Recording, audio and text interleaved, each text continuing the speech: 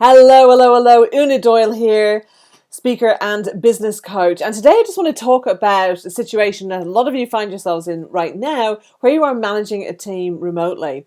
And I want to talk about one of the key mindsets around that. There's some other ones that I'll delve into in some other videos next week. So what is that one thing? It is trust. And you might think, well, yeah, that sounds a bit obvious, but let's dive into it a little bit deeper. I want to share with you some different ways of thinking about it and get you to examine what is going on in your team and what is going on for you and what you can do about that to make things work even better. So the first thing is let's just look at the three different types of trust. So the first kind of trust is where you're looking at honesty. So does somebody tell the truth?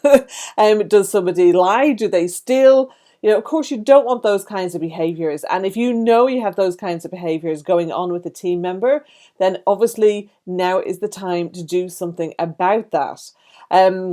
As they say, when is it best to plant a tree? It might have been 20 years ago, but now can be the next best time. And that's exactly the case. If you got somebody who you cannot trust in that kind of way, they do not belong in your company. The second type of trust is where you trust somebody to deliver.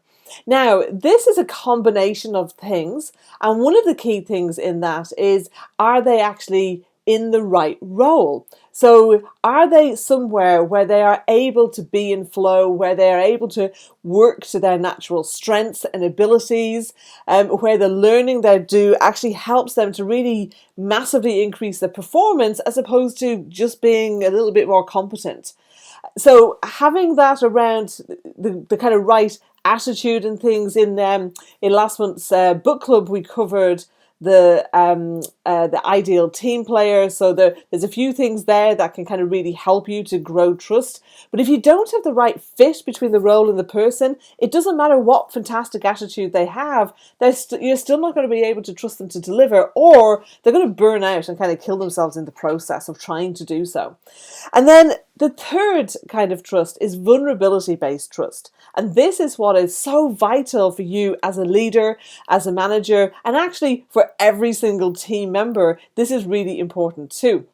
Now, I want you to think about trust as a continuum. So imagine over here, we've got somebody who doesn't trust anybody. It doesn't matter how trustworthy the other person is, this person finds it really hard to trust.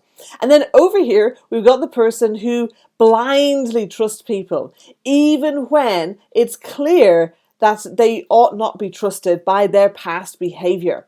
And look, it's kind of, I don't want to say it's part of the human condition, but let's say it's a pattern that a lot of people have, is that they often they hear what they want to hear, they believe what they want to believe, instead of looking at, does what somebody say match what they do? Are they congruent in that? So we need to actually be honest with ourselves and look at people to see, well, how trustworthy is this person? And maybe you give them, you want to extend smart trust. And in fact, in April's Business Impact Book Club, we are going to be covering The Speed of Trust, which is a fantastic book. Let me know if you want to know more about that. And so the thing is that in some situations, you might have people that actually blindly trust people in one situation, but then in another, they wouldn't trust somebody. So you'll get that where somebody is very trusting at work, but not trusting in personal relationships because maybe they've been hurt or betrayed, something like that. And in fact, I remember working with a business owner who was having massive delegation issues.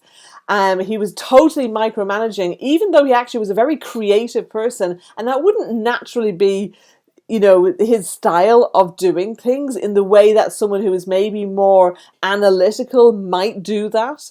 They tend to work in teams where people appreciate that. And what was actually behind it? It was actually, the issue was that when he was about 18, he'd been betrayed by a girlfriend. And that had kind of, really hurt him. And unconsciously, that was stopping him trusting other people. And this is the thing, is that this is why mindset is so, so important when it comes to performance, when it comes to leadership and teams, because that is where you're going to get massive changes in shifting these mindsets. So have a look at where are you on that trust continuum. What you want to be is in the middle, where you can trust your own judgment. That is the place to be. If you want to know more about this or other ways of improving working from home and leadership management, how to have teams working together even better, then drop me a line or comment below. I'd love to hear from you. Speak with you soon. Bye.